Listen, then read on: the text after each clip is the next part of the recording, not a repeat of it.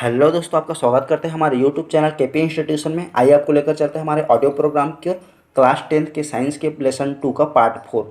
Topic 2.5 अम्ल व क्षार के विलयन कितने प्रबल। हम विलयन में H प्लस अथवा OH माइनस आयनों के आधार पर उसकी अम्ल व क्षार के रूप में पहचान करते हैं। क्या हम किसी विलयन में उपस्थित आयनों की संख्या जान सकते हैं? क्या हम यह ज्ञात कर सकते हैं कि विलयन में अम्ल अथवा क्षार कितना प्रबल है? क्या है पीएच मान? यहाँ हम पीएच मान के संदर्भ में जानकारी प्राप्त करेंगे। अम्ल एवं क्षारकों की प्रबलता के अंतर को समझने के लिए डेनमार्क के वैज्ञानिक सोरेनसन ने 1909 में एक पैमाना तैयार किया जिसे पीएच स्केल कहते हैं। यहाँ पे का तात्पर्य पोटेंज है, अर्थात दिए गए विलयन में हाइड्रोजन आयन की मात्रा कितनी है यह पीएच द्वारा प्रदर्शित किया जा सकता है। पीएच स्केल से सामान्यतः 0 से 14 तक पीएच मान ज्ञात किए जा सकते हैं। पीएच एक ऐसी संख्या है जो किसी विलयन की तनुता एवं अम्लीयता एवं क्षारीयता को प्रदर्शित करती है। किसी विलयन के पीएच को ज्ञात करने एवं तुलना करने के लिए हम सार्वत्रिक सूचक का प्रयोग करते हैं। सार्वत्रिक सूचक अनेक सूचकों का मिश्रण होता है। इसकी सहायता से किसी अम्लीय व क्षारीय विलयन की प्रबलता ज्ञात की जा सकती है। यह विलयन में हाइड्रोजन आयन की विभिन्न सांद्रता को विभिन्न रंगों से प्रदर्शित करते हैं। नीचे चित्र में दर्शाया गया है। क्रियाकलाप 9 नीला लाल लिटमस पत्र तथा सार्वत्रिक सूचक की सहायता से सारणी 3 में दिए गए विलयनों का परीक्षण कर होने वाले रंग परिवर्तन के आधार पर विलयन की प्रकृति तथा पीएच मान नोट कीजिए। यहाँ पुस्तक में आपको नींबू का रस, दूध, टमाटर रस, खाने का सोडा, तनु हाइड्रोक्लोरिक अम्ल, तनु सोडियम हाइड्रोक्साइड, जल, साबुन का जल में घोल, कॉपर सल्फेट, विरंजक चूर्ण, अमोनियम एसीटेट एवं नमक, इन सभी का पीएच मान ज्ञात करने के लिए दिया गया है।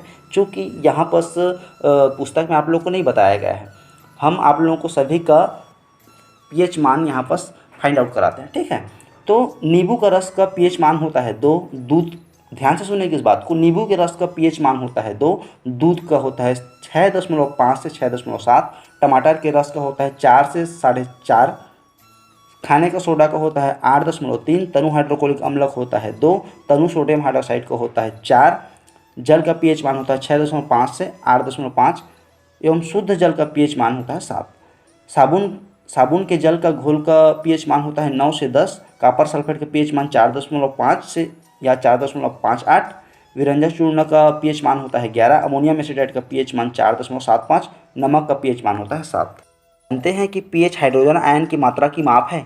क्रियाकलाप 9 में हमने देखा कि क्षारीय पदार्थों के भी पीएच मान प्राप्त हुए हैं। किसी क्षारीय पदार्थों में H प्लस आयन की मात्रा का क्या तात्पर्य है, आइए इसे समझें। शुद्ध जल का आंशिक आयनन होता है जिसके फलस्वरूप H प्लस तथा OH माइनस आयन बनते हैं। H2O tends to H plus ion plus OH minus ion. इस आंशिक आयनीकरण के कारण प्रत्येक जलीय विलयन में कुछ मात्रा में H प्लस तथा OH माइनस आयन उपस्थित रहते हैं।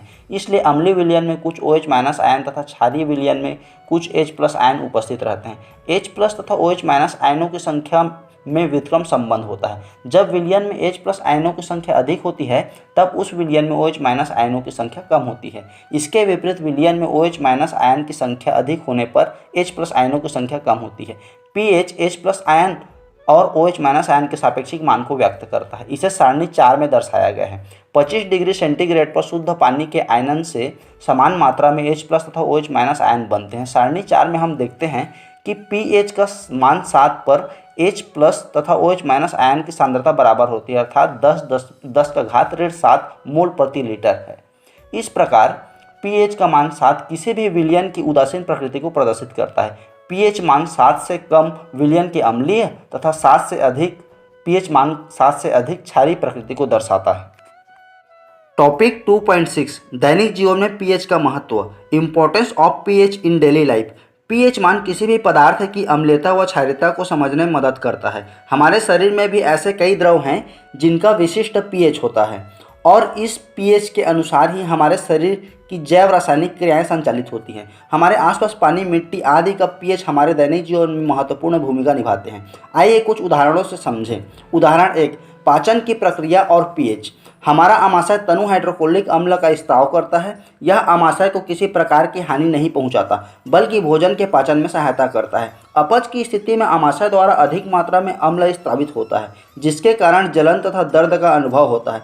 अधिक अम्ल को प्रति अम्लों जैसे दुर्बल क्षारकों के द्वारा उदासीन किया जाता है। उदाहरण 2, रक्त का pH और जैविक प्रक्रियाएं।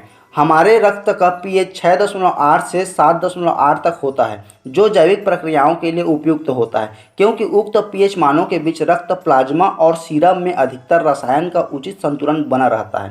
उदाहरण के लिए अम्लीय माध्यम में हीमोग्लोबिन के अणु की आकृति बदल जाती है और ये अणु ऑक्सीजन अच्छी तरह से ग्रहण नहीं कर पाते, इसलिए रक्त का पीएच इस स्तर से कम अर्थात अम्लीय नहीं होना चाहिए। उदाहरण 3, लार का पीएच। हमारे दांतों का इनेमल कैल्शियम फास्फेट से बनता है। यह कठोर पदार्थ पानी में घुलता नहीं है। जब हमारे मुंह के अंदर उपस्थित लार का पीएच 5.5 से कम होता है तब दांतों में सड़न प्रारंभ होता है। इससे बचने के लिए हमें प्रतिदिन दांतों को क्षारकीय दंतमंजन से साफ करना चाहिए। उदाहरण 4, पीएच और पौधों व जंतुओं की आत्मरक्षा। कुछ पौधों जैसे बिच्छू पौधों में बारीक एवं चुभने वाले रेशे या रोम होते हैं। जब भी कोई मनुष्य या जंतु इनके संपर्क में आता है तब ये उनके शरीर में चुभकर फार्मिक अम्ल छोड़ देते हैं, जिससे जलन और दर्द का अनुभव होता है। इससे पौधा खाए जाने से बच जाता है। मधुमक्खी भी डंक मारने पर एक अम्ल का स्त्राव करती है, जिसके कारण भी दर्द एवं जलन का अनुभव होता है। इस प्रकार पौधे तथा जंतु अपनी रक्षा करते हैं पीएच मान के अथवा उनके शरीर में उपस्थित पीएच के कारण। उदाहरण 5, मिट्टी का पीएच और फसल उत्पादन। धान के उत्पादन के लिए अनुकूल मिट्टी वह होती है जिसका पीएच मान 7 से 8 पाया जाता है, अर्थात 7 से 8 के मध्य यदि मिट्टी का पीएच मान है तो वह उत्तम मिट्टी मानी जाती है। मिट्टी का पीएच इस स्तर से ज़्यादा या कम होने पर फसल का उत्पादन प्रभावित न हो, इसके लिए किसानों द्वारा खेतों में खाद या चूना या फिर राख डाली जाती है। इसी प्रकार हाइड्रेंजिया का फूल मिट्टी की अम्लीयता के अनुसार ही अपना रंग प्रदर्शित करता है। जब मिट्टी अम्लीय होती है तो यह नीला रंग तथा जब मिट्टी हल्की क्षारीय होती है तो यह गुलाबी रंग प्रदर्शित करता है।